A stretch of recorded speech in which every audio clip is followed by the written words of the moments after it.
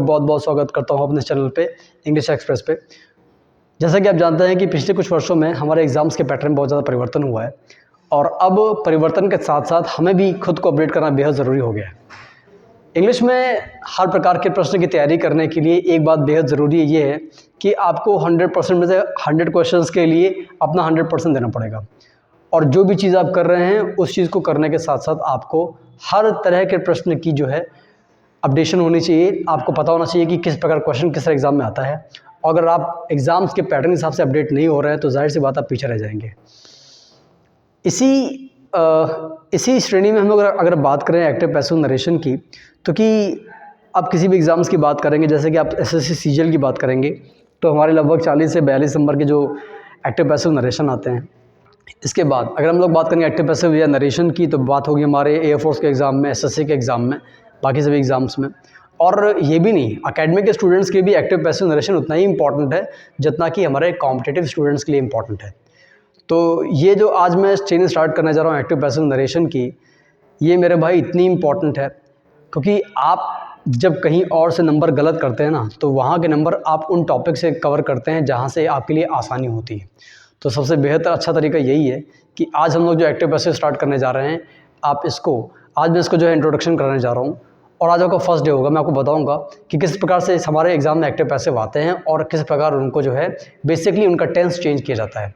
तो आज की जो क्लास हमारी सिर्फ इंट्रोडक्शन पर है, लेकिन इससे पहले कि अगली क्लास हो, प्लीज़ आप ये उन सभी लोगों को ज़रूर शेयर कर दीजिएगा जो आपके कॉन्टैक्ट में हैं, चाहे वो एकेडमिक का स्टूडेंट हो, चाहे वो कॉम्पिटिशन का स्टूडेंट, या कोई भी स्टूडेंट हो, क्योंकि उनके भी जानने वाले ऐसे ज़रूर होंगे जो कहीं ना कहीं पढ़ ज़रूर रहे होंगे, जिनको एक्टिव पैसिव नरेशन की ज़रूरत होगी। तो ये वीडियो बनाना जो है बेहद सफल तभी हो पाएगा जब इसका हम लोग यूज़ या इसकी रीच हम लोग ज़्यादा से ज़्यादा स्टूडेंट तक पहुंचा पाएंगे। चलिए, तो आज जो हम लोग देखने जा रहे हैं एक्टिव पैसिव या नरेशन की, एक्टिव पैसिव की जो है आज हम लोग फर्स्ट क्लास करने वाले हैं बच्चों। एक्टिव पैसिव की फर्स्ट क्लास में आपको मैं बताऊँगा किस प्रकार से हमारे सेंटेंस में, किस प्रकार हमारे एग्जाम में सेंटेंसेस आते हैं और किस प्रकार से टेंस चेंज किया जाता है। आज मैं आपको सिर्फ टेंस चेंज करना बता रहा हूँ। इसके बाद मैं नेक्स्ट टर्न से आपको एक्टिव पैसिव की जो क्लास है वो स्टार्ट कर दूंगा। तो इसके लिए मैं आपको आज और कल का समय दूंगा। आज और कल का मतलब ये कि आज आप दिन भर ले लीजिए, कल आप शाम तक का या दोपहर तक का समय ले लीजिए। आप ये पूरा प्लीज़ तैयार कर लीजिएगा और कॉपी में नोट ज़रूर कर लीजिएगा, तभी मेरे भाई आपको पूरा ये जो सेशन में देखने में मज़ा आएगा, क्योंकि ये हम लोग टर्न बाय टर्न धीरे धीरे अपडेट करते रहेंगे। ठीक है, तो कॉपी पेन लेके बैठ जाइए और जो मैं पढ़ाने जा रहा हूँ उसको नोट करना शुरू करिए। चलिए, अब ज़रा ध्यान दीजिएगा। हम सभी जानते हैं कि किसी भी सेंटेंस का जो कंस्ट्रक्शन होता है, बेटा सेंटेंस कंस्ट्रक्शन कैसा होता है। एक सेंटेंस में हमारे पास क्या क्या होता है, सब्जेक्ट होता है, उसके बाद हमारी हेल्पिंग वर्ब होती है, फिर हमारी वर्ब होती है और फिर ऑब्जेक्ट होता है। मैं फिर से बोल रहा हूँ, मेरे बात ध्यान से सुनिए मेरे भाई, बहुत इंपॉर्टेंट बात है, प्लीज़ फोकस करिएगा। किसी भी सेंटेंस में क्या क्या होता है मेरे भाई, सब्जेक्ट होता है, हेल्पिंग वर्ब होता है, वर्ब होता है और ऑब्जेक्ट होता है। ठीक है, एक्टिव पैसिव का मतलब ये है कि आप सेंटेंस को घुमा फिरा कर बोल रहे हैं और आपको उसकी हिंदी नहीं बदलनी है, बस उसको बोलने का तरीका बदलना है। ठीक है, एक्टिव से पैसिव बनाने का मतलब ये है कि आप सेंटेंस का पैसिव बना रहे हैं, उसकी हिंदी नहीं बदलेगी, उसका तरीका बस बोलने का बदल जाएगा। ठीक है, अर्थ नहीं बदलेगा उसका। एक्टिव से पैसिव बनाते समय 3 बातें याद रखना बेहद ज़रूरी हैं। सबसे पहली बात ये है कि ऑब्जेक्ट पहचानना, दूसरी बात ये है कि टेंस कौन सा है, और तीसरी बात बच्चों ये है कि इसको कहाँ कैसे प्लेस करेंगे। जब आप किसी भी सेंटेंस में पैसिव बनाने बैठते हो तो सबसे पहली बात ये होती है आपको ऑब्जेक्ट पहचानना है। तो कॉपी में आप ये नोट ज़रूर कर लीजिएगा कि हमेशा ऑब्जेक्ट पहचानने के लिए, कॉपी में नोट करिए, मैं बता रहा हूँ आपको, कॉपी में नोट करिएगा कि ऑब्जेक्ट हमेशा वर्ब के बाद मिलता है। ठीक है, यानी कि आप सेंटेंस में अगर देखें वर्ब, तो ऑब्जेक्ट कहाँ मिलेगा, वर्ब के ठीक बाद। ऐसा नहीं है कि आपको नाउन लिखा मिला तो आपने नाउन उठा के जो है पैसिव में चेंज कर दिया। भाई एक्टिव पैसिव में क्या होता है, सब्जेक्ट और ऑब्जेक्ट को एक्सचेंज करते हैं, तो ऑब्जेक्ट जिसको आप आगे लाने वाले हो वो कहाँ मिलेगा, वो मिलेगा वर्ब के बाद। तो सबसे पहली बात आपको क्लियर हो गई, ऑब्जेक्ट हमेशा मिलता है वर्ब के ठीक बाद। ठीक है, चलिए, तो ये ऑब्जेक्ट हमने यहाँ पर लिया है, कौन सा ऑब्जेक्ट, जो वर्ब के ठीक बाद मिला। बाकी हर चीज़ अपनी जगह पर रहेगी मेरे भाई। हेल्पिंग वर्ब की जगह हेल्पिंग वर्ब अगर नहीं लगी हुई है तो आप बना दीजिएगा, क्योंकि कुछ टेंस ऐसे भी होते हैं जिसमें हेल्पिंग वर्ब हमारी नहीं होती। हेल्पिंग वर्ब के बाद आएगी हमेशा वर्ब की थर्ड फॉर्म। हेल्पिंग वर्ब लगाएंगे, फिर लगाएंगे हमेशा वर्ब की थर्ड फॉर्म, और फिर ये जो सब्जेक्ट आप देख रहे हो जिसको मैंने ऑब्जेक्ट बनाया हुआ है, ये मैंने ऐसे लिखा है जानबूझ के ताकि आपको ज़्यादा कन्फ्यूजन हो। ठीक है, तो फिर से देख लीजिए, ऑब्जेक्ट मिलेगा वर्ब के ठीक बाद, इस ऑब्जेक्ट को चेंज करेंगे सब्जेक्ट से। मेरे भाई क्लियर हो गया ना। और इधर आप देख लीजिएगा, ये देखिए ज़रा, ऑब्जेक्ट इधर आ गया जो वर्ब के बाद लगा हुआ है और सब्जेक्ट इधर कर लिया, हेल्पिंग वर्ब की जगह हेल्पिंग वर्ब और वर्ब की जगह वर्ब हो जाएगा। इसी तरह अगर आपका सेंटेंस इंट्रोगेटिव है, प्रश्नवाचक है, नकारात्मक कुछ भी है, आपको बस सब्जेक्ट और ऑब्जेक्ट चेंज करना है, बाकी सब कुछ अपनी जगह पर रहेगा। ठीक है, चलिए अब ध्यान से देखिएगा। आज हम बात करने वाले हैं कि हम लोग जब भी टेंस को चेंज करेंगे तो टेंस को चेंज कैसे करेंगे।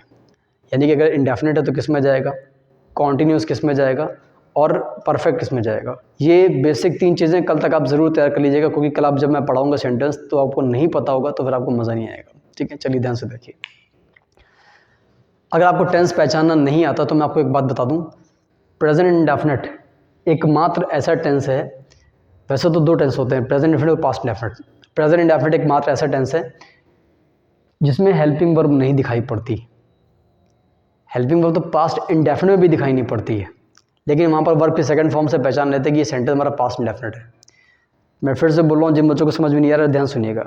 प्रेजेंट इंडेफिनिट एकमात्र, यानी कि आपको आज के बाद कभी भी पैसे बनाने को आ जाए और वहाँ पर आपको हेल्पिंग वर्ब ना दिखाई पड़े, has, have, had, will have, shall have, is, am, are, was और कुछ ना दिखाई पड़े, मस्ट, एट कुछ ना दिखाई पड़े, आपको सीधे वर्ब दिखाई पड़े फर्स्ट फॉर्म के साथ, आप समझ जाइएगा सेंटेंस हमारा प्रेजेंट इंडेफिनिट है। तो आज के बाद समझ लीजिए, आपको हेल्पिंग वर्ब ना मिले और फर्स्ट फॉर्म लगी हो तो समझिए सेंटेंस हमारा प्रेजेंट इंडेफिनिट है। कोई भी इंडेफिनिट जो होगा वो उसी कॉन्टिन्यूस की हेल्पिंग वर्ब में जाएगा। प्रेजेंट इंडेफिनिट है तो हेल्पिंग वर्ब लगेगी प्रेजेंट कॉन्टिन्यूस की, पास्ट इंडेफिनिट है तो हेल्पिंग वर्ब लगेगी पास्ट कॉन्टिन्यूस की, फ्यूचर इंडेफिनिट है तो हेल्पिंग वर्ब लगेगी फ्यूचर कॉन्टिन्यूस की। क्या आपको ये 3 बातें क्लियर हो रही हैं? बहुत ध्यान समझिएगा। देखिए, प्रेजेंट इंडेफिनिट को जब भी चेंज करेंगे तो प्रेजेंट इंडेफिनिट की पहचान क्या है? सहायक क्रिया नहीं होगी, अगर सिंपल है तो सहायक क्रिया नहीं होगी, और अगर सिंगुलर सब्जेक्ट है, एक वचन सब्जेक्ट है, तो वर्ब में एस या ई एस लगा होगा। जैसे she reads a letter, she makes a mistake, तो शी मेक्स में मेक में क्या लिखा हुआ है? क्रिया में एस लगा हुआ है, तो प्रेजेंट इंडेफिनिट है। तो आप ये बात याद कर लीजिए, डू, डज आए, एस या ई एस आए बिना सहायक क्रिया के आए तो चेंज करेंगे किसमें? इज, एम, आर में चेंज किया जाएगा। बताइए क्लियर हो रहा है ना? इसी तरह पास्ट इंडेफिनिट की सिंगुलर में पहचान क्या होती है? वर्ब की सेकंड फॉर्म लगानी होती है। आपको आज के बाद किसी भी सेंटेंस में सहायक क्रिया ना मिले, वर्ब की सेकंड फॉर्म मिल जाए, तो आपको पहचान जाना है कि ये सेंटेंस हमारा पास्ट इंडेफिनिट है।